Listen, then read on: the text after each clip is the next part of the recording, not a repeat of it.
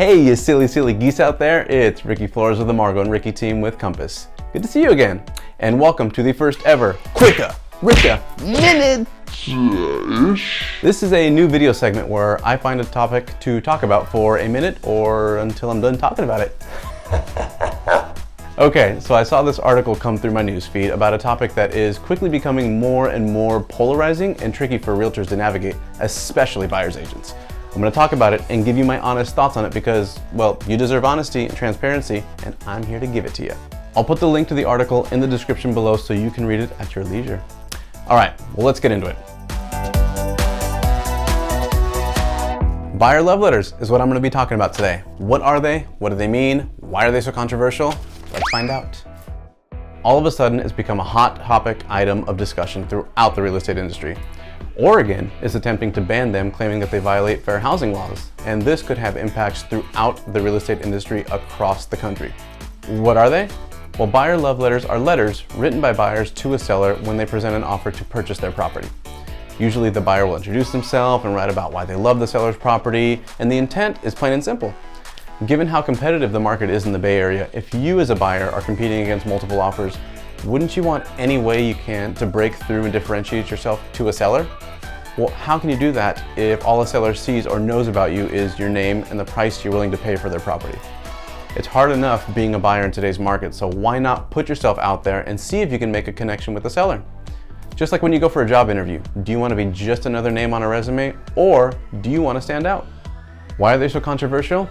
They have become controversial because some people claim they violate fair housing laws, which are put into place to prevent discrimination based on a variety of factors, including, but not limited to, race, color, religion, sex, national origin, and/or disability. Makes sense. As a seller though, you have a right to accept or reject any offer that is presented to you. You can choose to accept one, none, or counter as many offers as you like. A good listing agent will help guide you as to which buyers are financially qualified to purchase your property, but at the end of the day, the decision lies in the seller's hands. I'll say it again. The decision on which offer to accept or not accept is solely the seller's decision. What do I think about them? Well, we've been guided by our legal department to stop providing buyer letters with offers when we are representing buyers, so this topic hits very close to home. The question though was, what do I think about them? So I'm going to keep it 100 and let you know. I think that the letters provide value to both buyers and sellers. Real estate transactions aren't always just financial decisions. Oftentimes they are emotional decisions, and emotions play a big part in home sales and purchases. Legislating against emotions and preventing sellers from potentially making an emotional connection with a buyer on the basis of fair housing, to me, it's a bit of a stretch. Every seller is different, and sometimes price isn't everything, but how do you know that if you as a buyer cannot connect with them?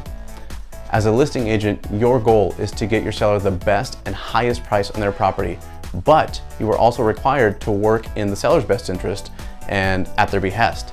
So what if that doesn't mesh with fair housing? Who's to say that you, Mr. or Mrs. Seller, violated fair housing by not accepting this buyer's offer that was 10K more or 50K more? Again, this is just my opinion, and I'm of the mindset that real estate has always been and always will be a people business. People helping people achieve their real estate goals, whether buying or selling. Computers and online services will never be able to provide the level of nuanced service and experience that a local realtor will provide you. Sellers and buyers both benefit from that, so why legislate against extending that connection from buyer to seller? There you have it. I kept it 100 as promised, and I'd love your thoughts on this. If you search for buyer love letters, you'll find a number of articles about it, and you can formulate your own opinion from there. Please leave your comments in the comment section below, and to reiterate, these are my thoughts and opinions on the matter. As always, my contact info is boom right here. Let's keep the conversation going, people. Don't be afraid to reach out, or if you want to conversate on the video specifically, please drop a comment below. Thanks for watching. I hope you liked the video. I'll catch you next time. Peace.